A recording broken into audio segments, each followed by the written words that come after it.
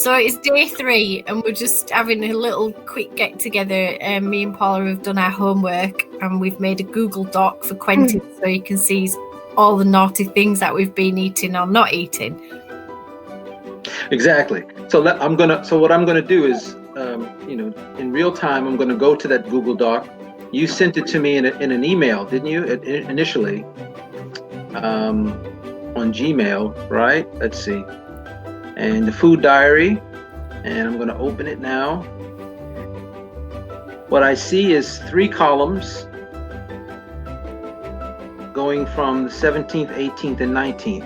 Yeah, and if you look right on the bottom of the whole sheet, at the bottom you'll see there's... it's Paula. Okay. We're both on there. Okay.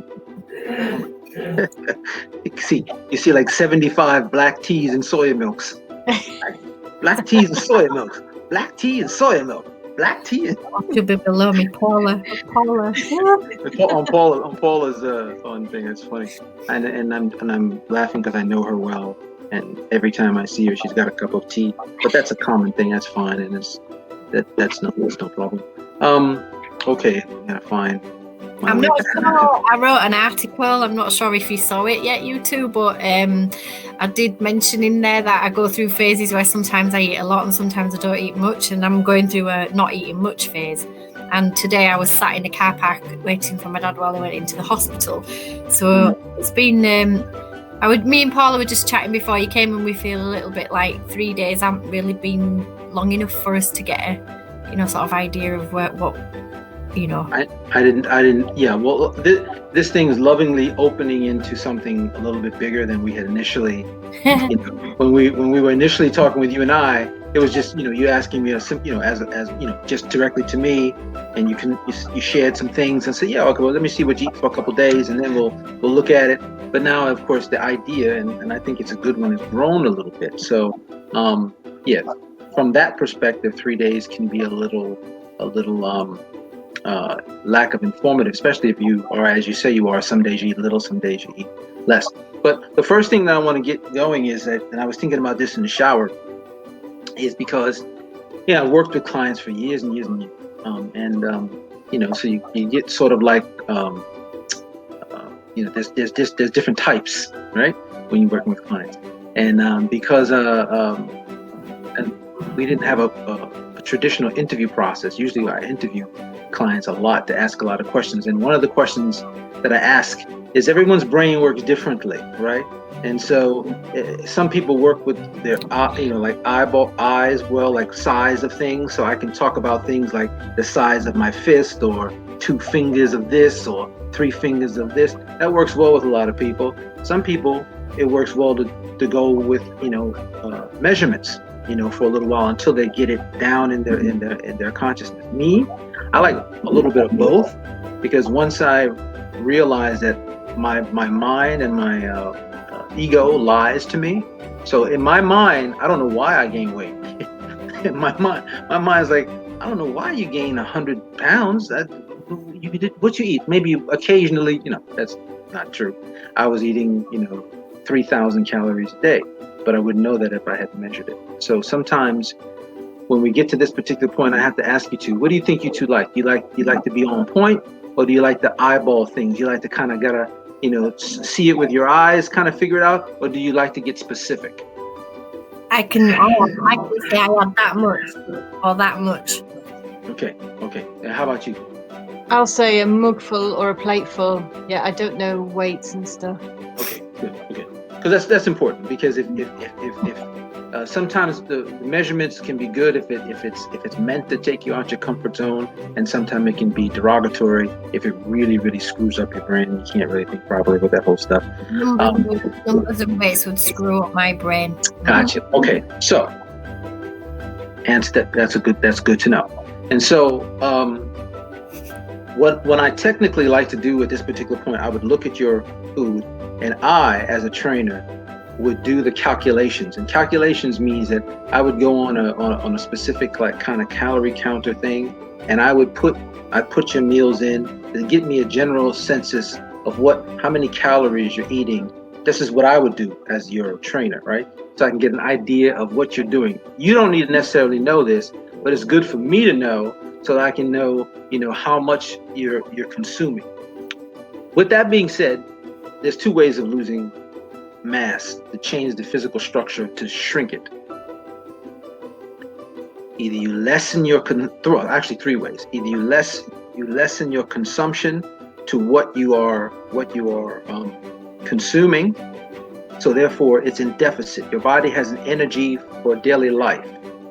Everything takes energy. Everything you use. That's where the word calorie comes from. Calorie is a word that means using of energy. It's like a heat. It's like heat. So it's really calorie doesn't really exist. It's just a word, but it's basically what's talking about heat, what the body burns. And there's a general heat to everyone's body that sustains your daily life. So what has happened to you is that you're consuming more than your body naturally needs to burn right now. Right? That's the only way that can happen.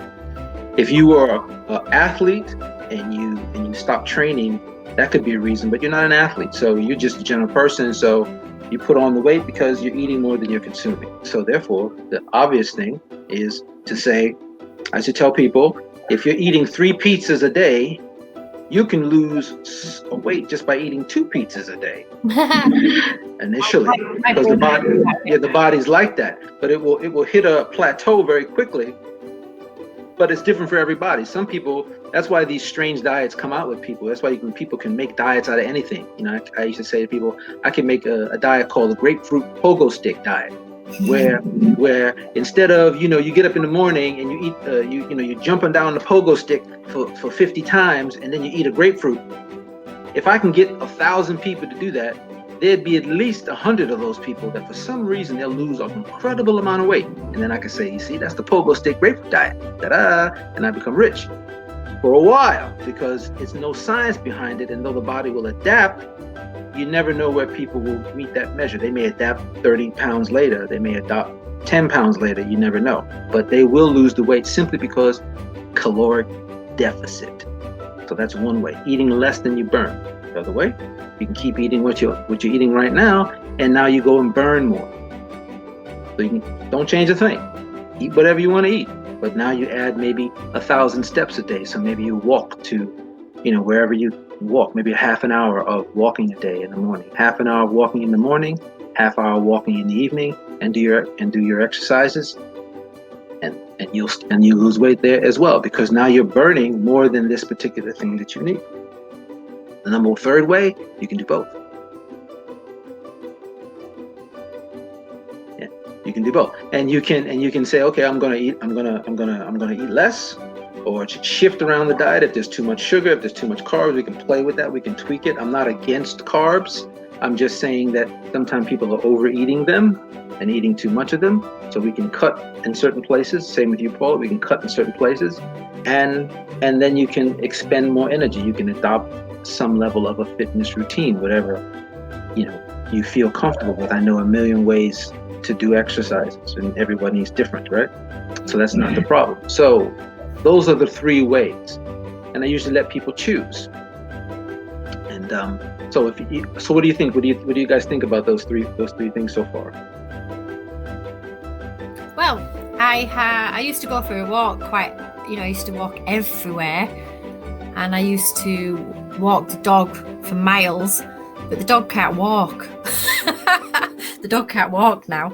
So, and then we've had lockdown, and then we've had, lots of hard working on things that I've mentioned in that article that I wrote that's on the website. And things just take over. Eat less, move more. Love that. That's how I used to live. Right. Now, move more. Easy to do.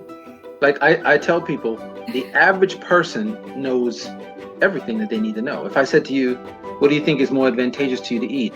An apple or a piece of apple pie? You know it already. Is it more advantageous to eat? We know. So that what you just said is a basic thing, and it works for most people up into a point. So I always say to people, now you can adopt that. See how much weight goes down. We'll put you on a little bit of a deficit, and then we'll take 6 weeks and see what happens. Some people can that meet their goal weight if they have one, or get down and weight and go, I'm good, and stop right there and continue doing what you're doing, and you'll be fine. Some people say, "Oh, I'd like to reach a goal. I'd like to have a certain look to it. I want to really change, the structure of my physical body, so it looks like, that I really, work out and take care of myself." Some people want to go for that. My particular goal in my doing this is because I've been in fitness for a long time. I was consistently gaining weight for about 15 years, off and on, and there is a weight that I know I can reach when I'm in a nice balanced place in my life, and that's the weight that I want to return to. Now, of course, I've gained a lot of weight up into that part. So for me, I have to be a little bit more structured in what I do, because my goal is a little bit more, greater than some people who just want to, maybe lose a few pounds and increase their energy. So a lot of this is kind of like a work as we go. We will make some adjustments, and then we see how things are going as we go along. And then, we make more adjustments as we go on. We take it week to week. I tell people that you never know. Some people don't lose anything for 3-4 weeks, and then all of a sudden, in a weekend, they'll drop 10 pounds. Some people buy like that, like it holds it, and boop, lets it all go. Some people can eat right for 2 days and start to drop weight, right? So a lot of this, when you're training someone, is sort of like an experiment as we go. Keeping notes, continuing like we've been doing, and checking in every couple of days. That's it. Right, down, Paula, where's yours? Oh, she's licking her finger. You're on mute. Wow. Yep. Oh. And I'm gonna look at those in our next video. The first one was to do that and to get on all the same place to answer these few questions that I asked you. And then the next one is I'm gonna look over those sheets and get an idea, and then I'll make some suggestions. Brilliant. Yeah. Paula were talking before we came on, and we both agreed that we've both cheated a little bit straight away. I mean, well, I don't know if Paula has, but she was a bit aware, and I was, because I used to have honey instead of sugar when I had cups of tea and coffee, and you mentioned it the other day, so I started on the honey again, and I already noticed just in 3 days how little amount of water I do drink, and I know that I'm probably dehydrated half my life, but when I was born, I couldn't suck, so I was born and raised in an incubator with tube stuffed down my tummy, and I had lots of trouble growing up because I don't seem to know when I'm thirsty. So that's kind of weird. Wow. Wow, that is weird.